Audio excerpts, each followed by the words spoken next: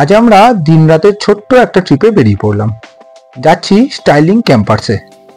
কলকাতা থেকে এখানকার দূরত্ব প্রায় 200 কিলোমিটার।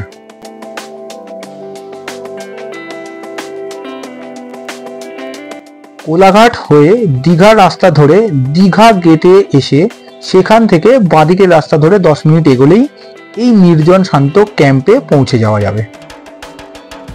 এখানে পৌঁছানোর পর ওয়েলকাম ড্রিঙ্কস দিয়ে আমাদেরকে স্বাগতম জানানো হলো। ক্যাম্পটা সত্যিই খুব সুন্দর, আর গাছের ছায়াতে শান্ত নিরিবিলি একটা দুর্দান্ত পরিবেশ। এখান থেকে দীঘা বিচ খুবই কাছে, তাই সমুদ্রে স্নান করার ইচ্ছা থাকায় আমরা সেই শখ মেটাতে চলে গেলাম ওল্ড দীঘা বিচে।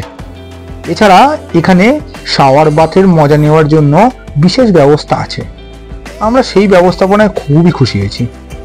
দুপুরের লাঞ্চের মেনুতেও দেখলাম এলাহি ব্যাপার, জিভে জল আনা নানা রকম ডিশ পরিবেশন এনারা করে থাকেন।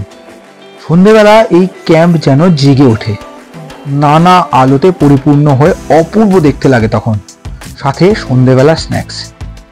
রাস্তার ওপারেই যেহেতু ড্যাম, তাই সেখানে সমুদ্র উপকূলের দারুণ হাওয়াতে চোখ জুড়িয়ে আসতেই পারে। এছাড়া এখানকার রাতের খাবারের মেনুটাও বেশ ভালো। জায়গাটা সমুদ্র উপকূলবর্তী হওয়ায় পরদিন সকালে উঠেই আমরা তাজপুর চলে গেলাম।